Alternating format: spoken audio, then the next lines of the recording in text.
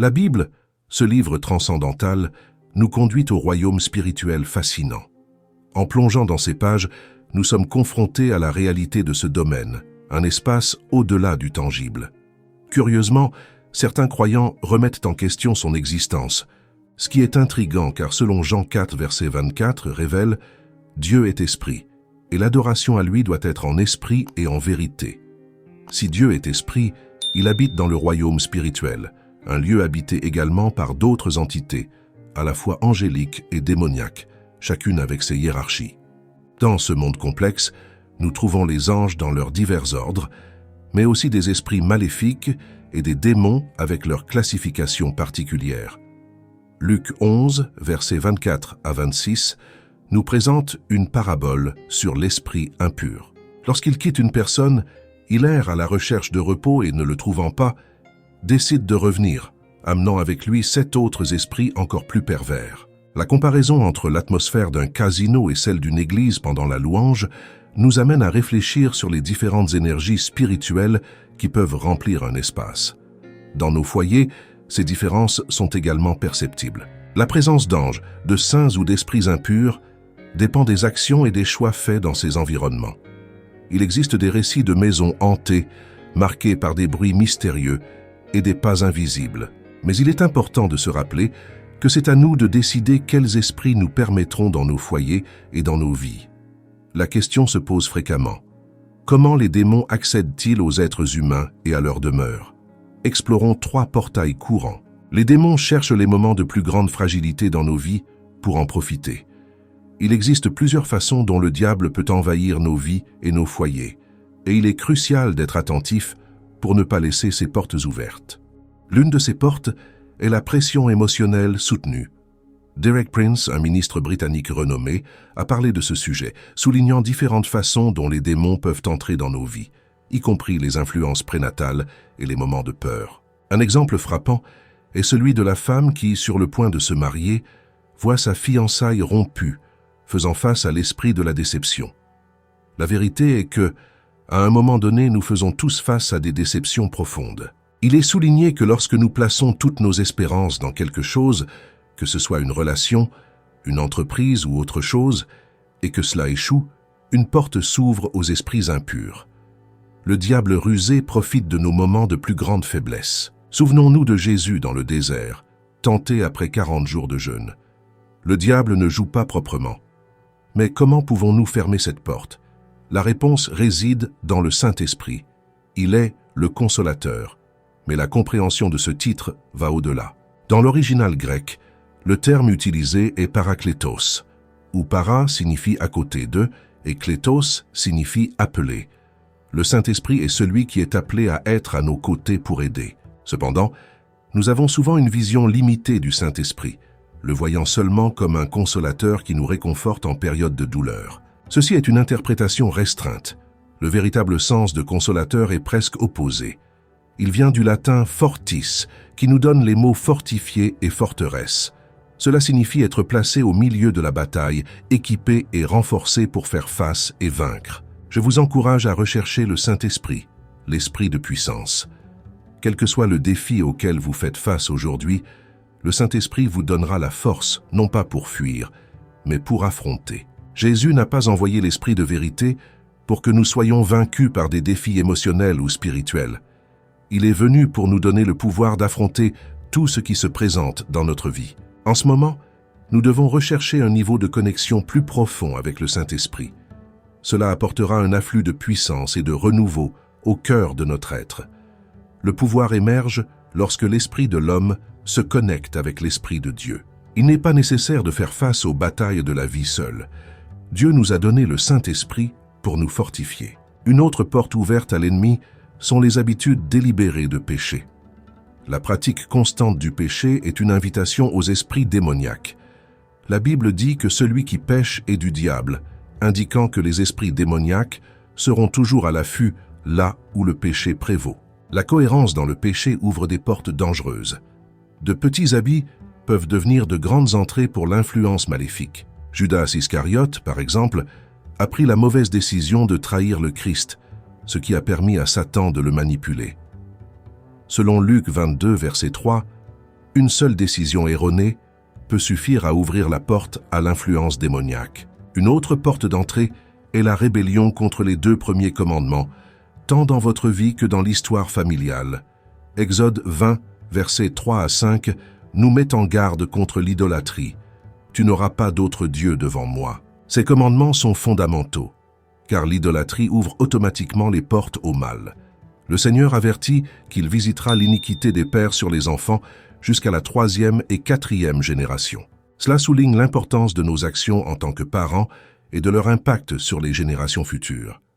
Si nos ancêtres se sont impliqués dans l'idolâtrie, cela peut créer une ouverture spirituelle dans nos vies qui doit être fermée. Ici, l'importance du Saint-Esprit est soulignée, car dans certains cas, nous pouvons ne pas connaître les actes de nos ancêtres, mais le Saint-Esprit le sait. Comme dans Romains 8, verset 26, l'Esprit nous aide dans nos faiblesses, intercédant pour nous par des soupirs inexprimables. Prier dans l'Esprit est crucial. Nous ne connaissons pas les batailles que l'Esprit Saint livre pour nous, ni les portes qu'il ferme dans nos vies. Nous mettons souvent l'accent sur les portes que Dieu ouvre, mais nous devons également être reconnaissants pour les portes qu'il ferme. Analysez les 3 portes. Pression émotionnelle, profond dégoût, habitude pécheresse et la violation des premiers commandements. Pour faire face à chacun de ces défis, nous avons besoin du Saint-Esprit. La sainteté n'est pas seulement une question d'imitation de l'exemple de Christ, mais d'habitation de l'Esprit de Dieu en nous. L'Esprit de Dieu agit en nous quotidiennement, nous façonnant, nous perfectionnant, forgeant en nous l'image de Jésus. Nous ne pouvons atteindre la sainteté par nous-mêmes.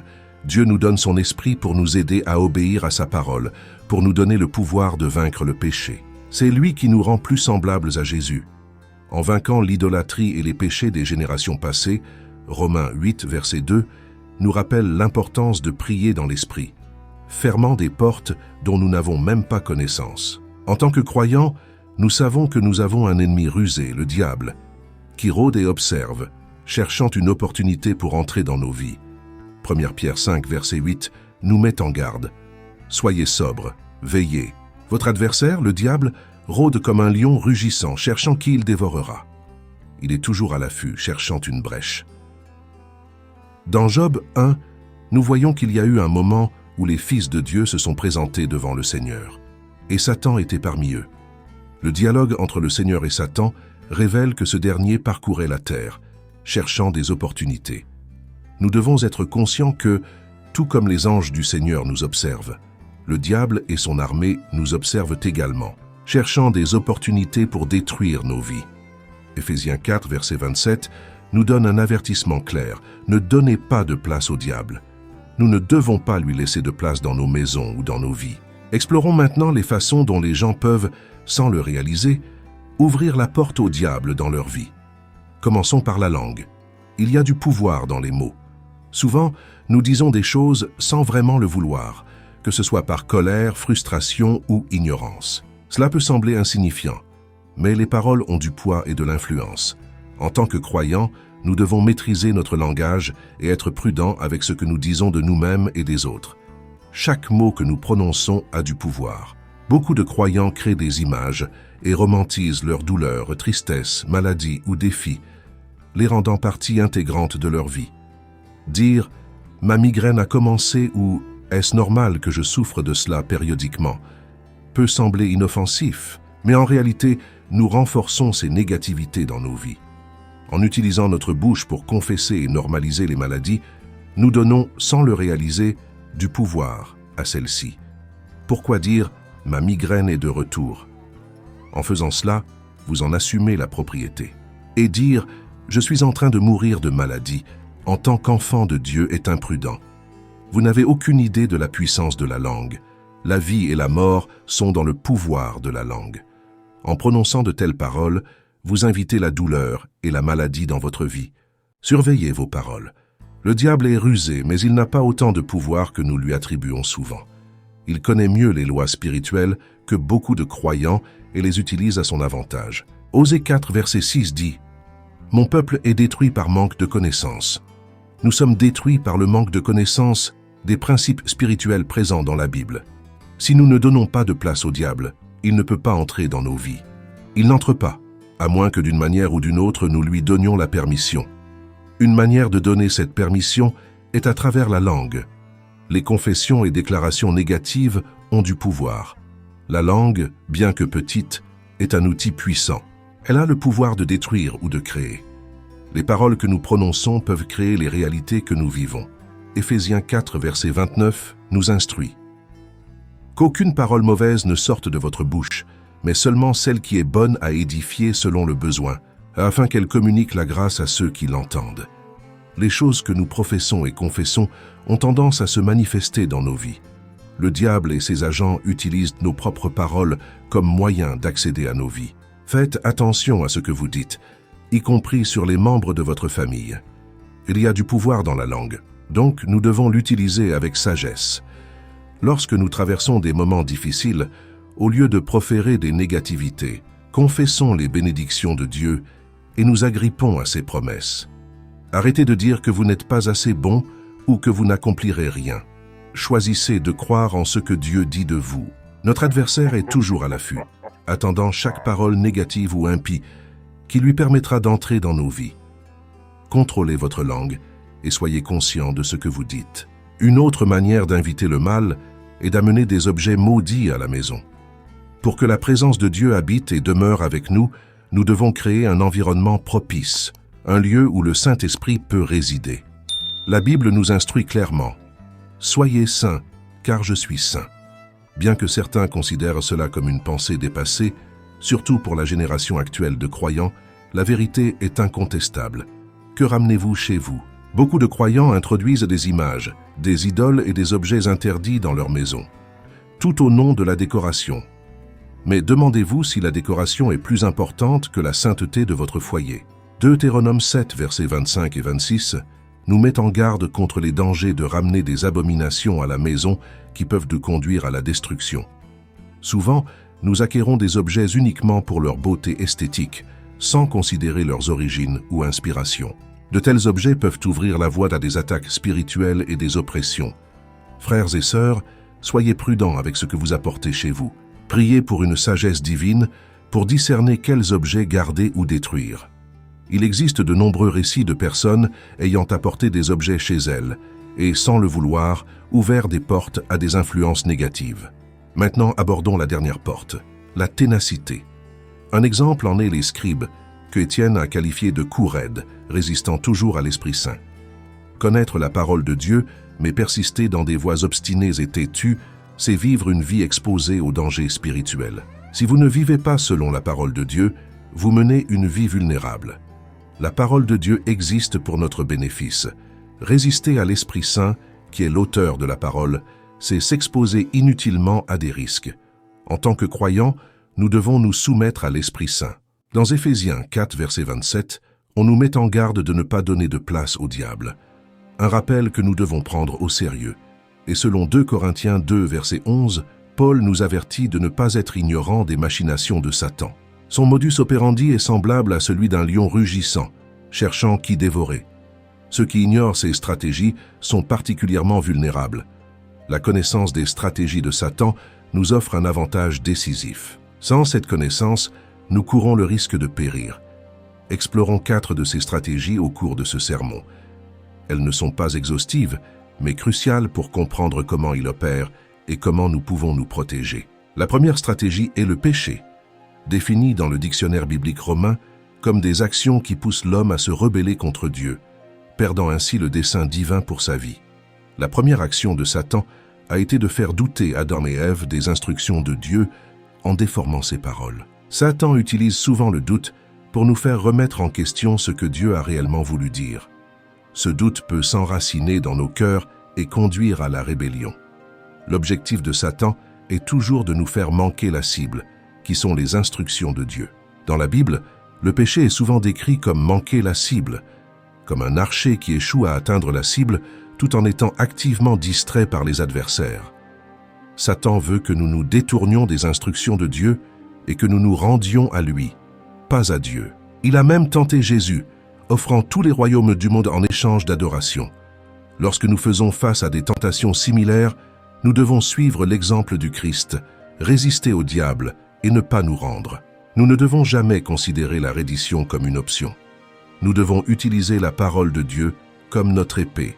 Dans Luc 10, on nous rappelle que nous avons l'autorité sur les serpents et les scorpions et sur toute la puissance de l'ennemi. Rien ne nous nuira. Restez fort lorsque le diable essaie d'utiliser la peur contre vous. Dites-lui, « Dieu ne m'a pas donné un esprit de peur, mais de puissance, d'amour et de sobriété. » Lorsqu'il essaie de vous abattre, déclarez, « Le Seigneur est ma lumière et mon salut. Qui craindrai-je » Lorsqu'il vous dit que vous êtes un perdant, répondez, « Je suis la tête et non la queue. » Utilisez la parole de Dieu pour vous défendre. Dans Ésaïe 54, verset 17, il est écrit « Aucune arme forgée contre moi ne prospérera. » Lorsqu'il essaie de vous condamner, rappelez-vous que vous êtes sauvés par la grâce, par la foi en Christ. Reconnaissez que vous êtes dans une lutte. 1 Thessaloniciens 5, verset 22, nous exhorte à éviter toute apparence du mal. Le péché sera toujours une honte, tandis que la justice nous élèvera toujours. La deuxième stratégie du diable est la peur. Dans 1 Pierre 5, verset 8, il est décrit comme un prédateur.